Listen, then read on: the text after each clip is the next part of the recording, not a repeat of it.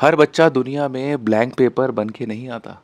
वो एक raw energy form में आता है और उस एनर्जी को शेप देने वाले सबसे पहले पेरेंट्स ही होते हैं।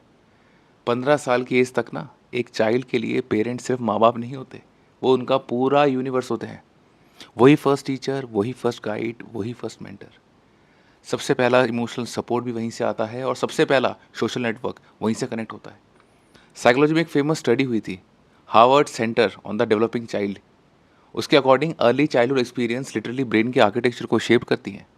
मतलब जिस एनवायरनमेंट में बच्चा ग्रो करता है, वैसा ही उसका इमोशनल सिस्टम होता है, कॉन्फिडेंस होता है और थिंकिंग पैटर्न भी वैसे ही डेवलप होता है। बच्चा दुनिया को डायरेक्टली नहीं समझता, वो पेरेंट्स के बिहेवियर के थ्रू दुनिया को डिकोड करता है पहले। अगर घर में पेशेंस है तो बच्चा इमोशनली सिक्योर बनता है और घर में अगर अंडरस्टैंडिंग है तो बच्चा खुद को एक्सप्रेस करना भी सीख जाता है। अगर घर में ऑब्जर्वेशन और विजडम है तो बच्चा लाइफ को क्लैरिटी के साथ देखना शुरू कर देता है। पर प्रॉब्लम तब होती है जब लोग सिर्फ बायोलॉजिकल पेरेंट्स बन जाते हैं और साइकोलॉजिकल पेरेंट्स नहीं बन पाते कभी। क्योंकि सिर्फ बर्थ देना पेरेंट होने का प्रूफ नहीं होता। पेरेंट वो है जो एक सोल को मेंटली प्रिपेयर करे लाइफ के लिए, जो उसे नॉलेज दे, अंडरस्टैंडिंग दे, एक्सपीरियंस दे, डिसिप्लिन, पेशेंस और सबसे इंपॉर्टेंट एक healthy identity.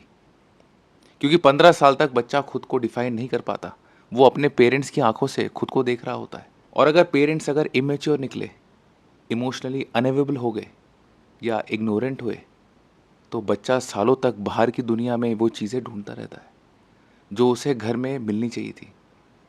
Confidence, validation, guidance, safety और सेल्फ वर्थ।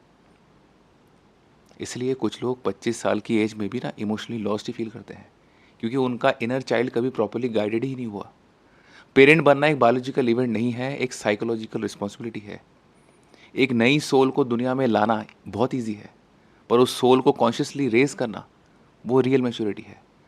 और जो लोग इमोशनली अवेयर नहीं है, खुद ही कभी हील नहीं हुए, खुद लाइफ को समझने की जर्नी में कभी नहीं निकले, उन्हें सिर्फ सोसाइटी के प्रेशर में पेरेंट्स कभी नहीं बनना चाहिए।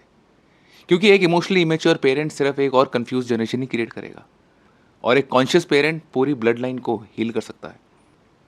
अगर आप पेरेंट हो या पेरेंट बनने जा रहे हो तो कमेंट सेक्शन में लिखो conscious parenting, it's very important, and follow me for more.